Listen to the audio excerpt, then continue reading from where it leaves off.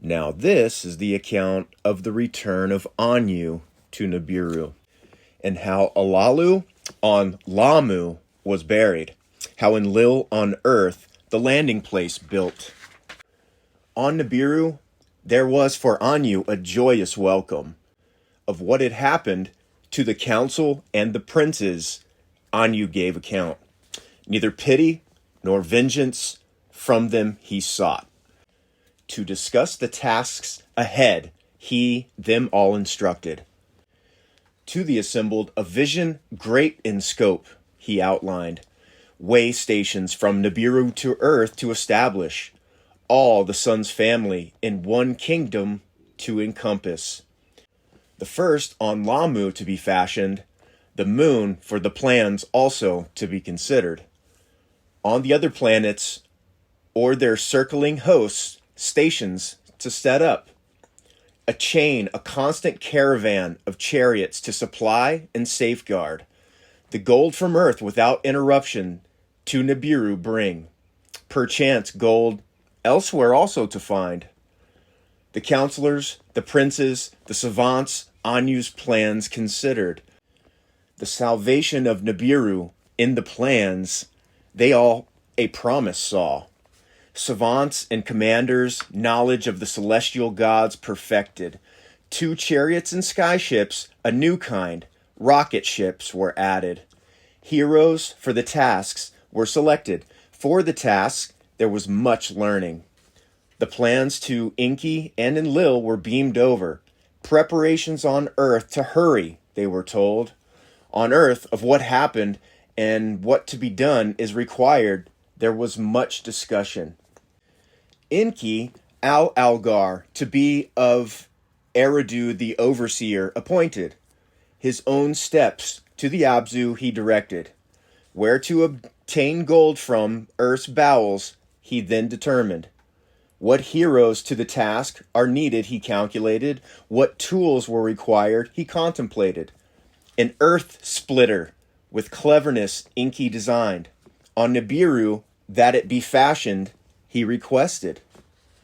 Therewith in the earth to make a gash, its innards reach by the wave tunnels. That which crunches and that which crushes he also designed. On Nibiru for the Abzu to be fashioned. Of other matters Nibiru's servants he to contemplate asks. Of matters of health and well-being of heroes, the needs he listed. To the heroes, Earth's quick circuits were upsetting. Earth's quick day and night cycles dizziness were causing. The atmosphere, though good, was in some things lacking, in others too abundant.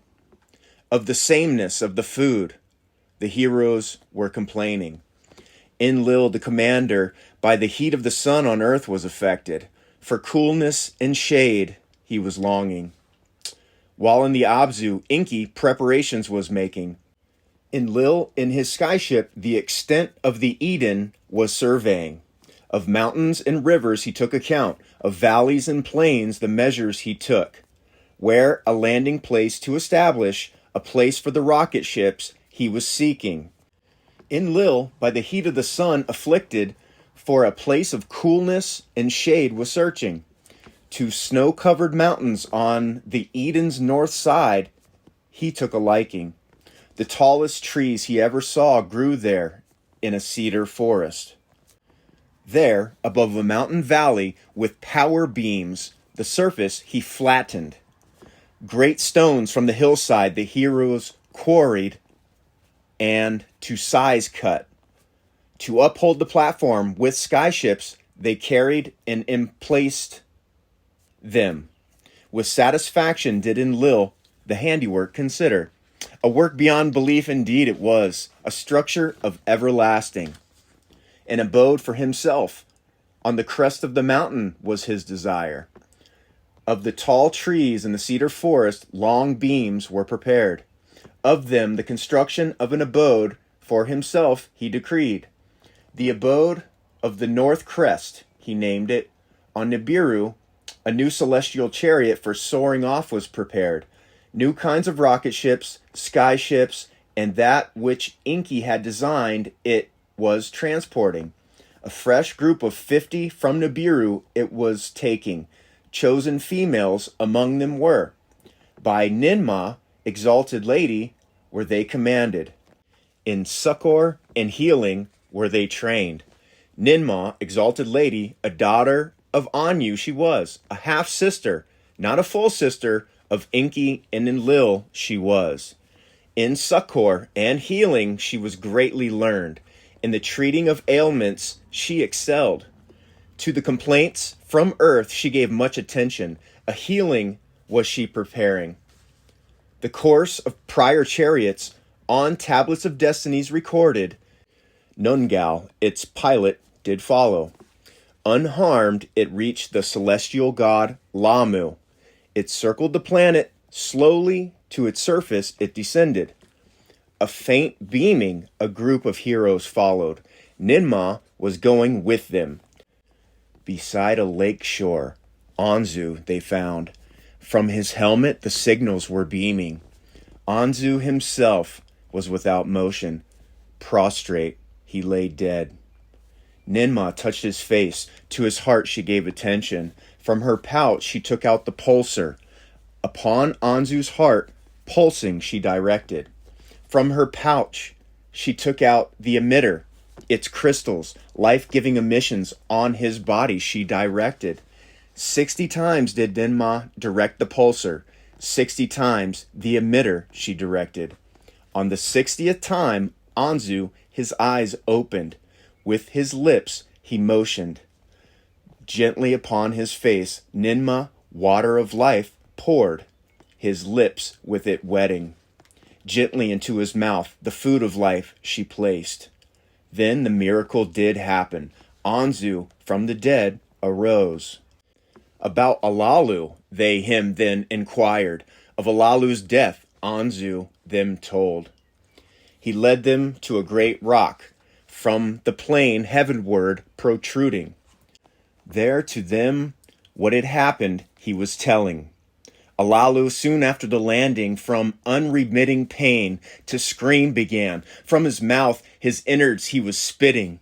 In agony he peered over the wall. Thus was Anzu to them saying.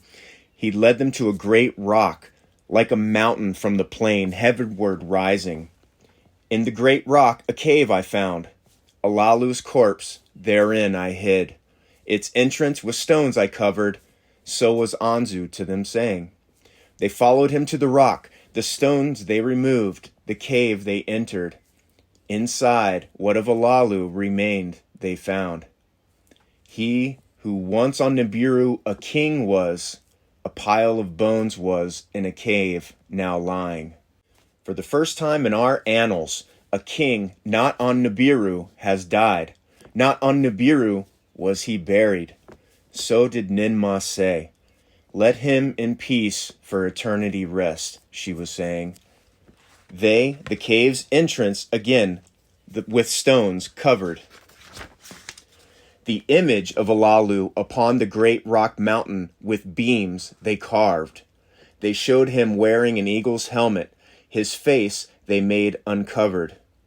Let the image of Alalu forever gaze toward Nibiru that he ruled, toward the earth whose gold he discovered. So Ninmah, exalted lady, in the name of her father Anu, did declare. As for you, Anzu, to you, Anu, the king, his promise shall be keeping. 20 heroes with you here shall remain, the way stations building to begin. Rocket ships from the earth, the golden ores, shall here deliver. Celestial chariots from here the gold to Nibiru shall then transport. Hundreds of heroes their abode on Lahmu shall make. You, Anzu, shall be their commander. Thus did the great lady, in the name of her father Anu, to Anzu say, My life I owe to you, great lady. So was Anzu saying, My gratitude to Anu shall limits not have. From the planet Lahmu the chariot departed. Towards earth the journey it continued. Around the moon they made circuits. a way station thereon to explore. Around the earth they made circuits, toward a splashdown slowing. In the waters beside Eridu did Nungal the chariot bring down. To a quay, by Enlil constructed, they stepped off. Boats were no longer needed. Enlil and Enki, their sister, with embraces greeted. With Nungal, the pilot, they locked arms. The heroes, male and female, by the present heroes, were with shouts greeted. All that the chariot had brought was quickly unloaded. Rocket ships and sky ships, and tools by Enki designed, and provisions of all kinds. Of all that on Nibiru transpired, of the death and the burying of Alalu, Ninmah her brothers told. Of the way station on Lahmu, and the commanding by Anzu, she them related. Enki of that uttered approval, Enlil words of bewilderment uttered. That is Anu's decision. His word is unalterable, Ninmah to Enlil was saying. For the maladies relief I have brought, Ninmah to her brothers said. From her pouch a bag of seeds she brought out, seeds in the soil to be sown. A host of bushes from the seeds shall sprout, a juicy fruit they will produce. The juice an elixir shall form, for drinking by the heroes it shall be good. Their ailments it will chase away, happier their mood it shall make. In a cool place the seeds need to be sown, by warmth and water need they nourishing. So did Ninmah to her brothers say. The place that for this is perfect, I will show to you, Enlil to her said. It is where the landing place was fashioned, where an abode of cedar wood I have made. In Enlil's skyship, the two of them, Enlil and Ninmah, skyward soared. To the landing place in the snow-covered mountains, by the cedar forest, brother and sister went. On the great stone platform the skyship landed. To Enlil's abode they went. Once inside, Enlil embraced her. With fervor he kissed Ninmah. "O my sister, my beloved," Enlil to her whispered. By her loins he grabbed her. Into her womb his semen he did not pour. "Of our son Ninurta, word I bring you," Ninmah to him softly said. "A young prince he is, for adventure he is ready. To join you on earth he is prepared. If here you stay, let us Ninurta our son bring over," Enlil to her said. To the landing place heroes were arriving. Rocket ships by skyships to the platform they carried. From the pouch of Ninmah the seeds were obtained. In the valley soil they were sown. A fruit from Nibiru on earth to be grown. In the skyship Enlil and Ninmah to Eridu returned. On the way Enlil to her the landscape showed. The Eden's extent to her he showed. From the skies Enlil to her his plans explained. "An everlasting plan I have designed," to her he was saying. "That which for all time construction shall determine I have laid out. Away from Eridu, where dry land begins, my quarters shall be. La Arsa will be its name. A place for directing it shall become. On the banks of the Buranu, the river of deep waters, it will be located. A twin thereof, a city shall in future arise. Lagash I shall name it. Between the two, on the plans, a line I have drawn. 60 leagues thereafter, a healing city shall come into being. A city of your own it shall be. Shurubak, the haven city, I shall name it. On the center line it shall be located. To the fourth city it shall be leading. Nibiru Key, earth's crossing place, I will name it. A bond heaven-earth, in it I shall establish. The tablets of destinies it shall house. All missions it will control. With Eridu 5 cities there shall be counted. To eternity they shall exist. On a crystal tablet Enlil to Ninmah the master plan was showing. On the tablet she saw more markings. Of them Enlil she inquired. Beyond the 5 cities, a chariot place I shall henceforth build. from Nibiru to earth directly to arrive.